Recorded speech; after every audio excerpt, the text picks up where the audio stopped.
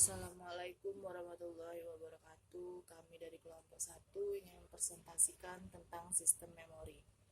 Di sini saya akan memperkenalkan diri. Perkenalkan, nama saya Adelia Ramadianti.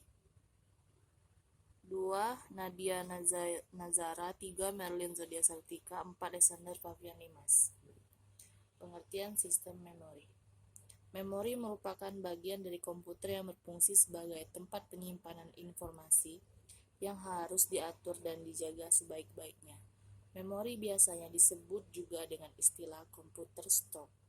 Komputer memori atau memori merupakan piranti komputer yang digunakan sebagai media penyimpanan data dan informasi saat menggunakan komputer. Memori merupakan bagian penting dalam komputer modern dan meletakkan di dalam CPU. Hierarki memori yang terdiri atas 3 level yaitu 1. Physical register di CPU berada di level teratas. Informasi yang berada di register dapat diakses dalam 1 clock file atau CPU. Primary memory berada di level tengah dan dapat diukur dengan 1 bit dalam satu waktu. Secara relatif dapat diakses dengan cepat dan bersifat volatil. Informasi bisa hilang ketika komputer dimatikan.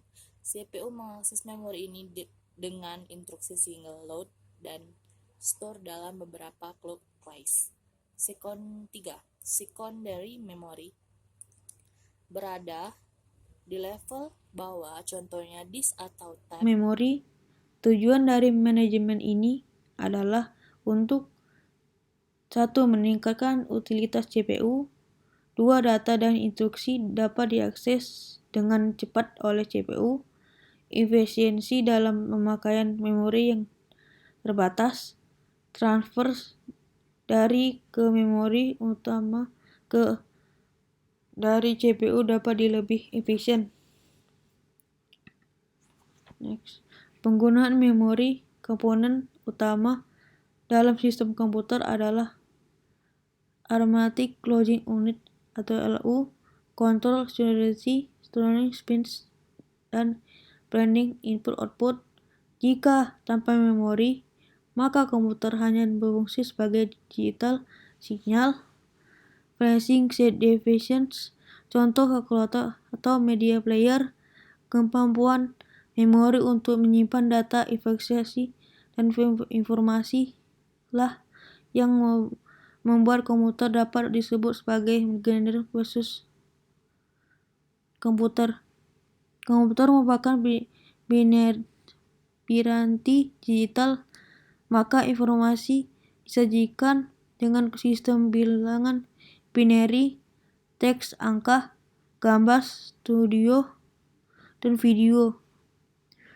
Dia konversikan menjadi sekumpulan bilangan binary digit atau singkat bit. Sekumpulan bilangan binary dikenal dengan istilah BYT, di mana 1 bit adalah 8 bits. Semakin besar ukuran memorinya, maka semakin banyak pula informasi yang dapat disimpan di dalam komputer. Store devices. Berikut ini beberapa gambar bisa diwakili bagaimana cara informasi disimpan dan memori dan bagaimana data ditransfer dan transfer dari suatu bagian ke bagian lain. Gambar ini saya ambil dari buku Computer for Business Uboron Computer Business. Jadi kalau kita menekan tombol B, maka huruf B itu mengkonversikan menjadi bilangan binary 0, 1, 0, 0, 0, 0, 0, 1, 0. Titik gambar ini juga dari buku yang sama. Jadi informasi yang diterima komputer transfer dari satu bagian ke bagian lain, misalnya dari Arithmetic Logic Unit ke RAM, memulai bus atau electronics yang ada di motherboard. Jenis-jenis memori. Pertama adalah memori internal. Memori jenis ini dapat diakses secara langsung oleh prosesor. Memori internal memiliki fungsi sebagai pengingat. Dalam hal ini, yang disimpan di dalam memori utama dapat berupa data atau program. Secara lebih rinci, fungsi dari memori utama adalah menyimpan data yang berasal dari peranti masukan sampai data yang dikirim ke ALU atau Arithmetic and Logic Unit untuk diproses. Menyimpan data hasil pemrosesan ALU sebelum dikirimkan ke peranti keluaran. Menampung program atau instruksi yang berasal dari peranti masukan atau dari peranti pengingat sekunder. Yang kedua adalah memori eksternal. Memori eksternal adalah memori tambahan yang berfungsi untuk menyimpan data atau program. Contohnya yaitu hard disk, floppy disk, dan lain-lain. Berhubungan dengan change memory. Konsep dasar memori eksternal adalah menyimpan data yang bersifat tetap atau non-volatil, baik pada saat komputer aktif ataupun tidak. Memori eksternal biasa disebut juga hardware. Memori eksternal yaitu perangkat keras yang melakukan operasi penulisan, pembacaan, dan penyimpanan data di luar memori utama. Memori eksternal mempunyai dua tujuan utama, yaitu sebagai penyimpanan permanen untuk membantu fungsi RAM dan yang untuk mendapatkan memori murah yang berkapasitas tinggi bagi penggunaan jangka panjang. Berbagai jenis memori eksternal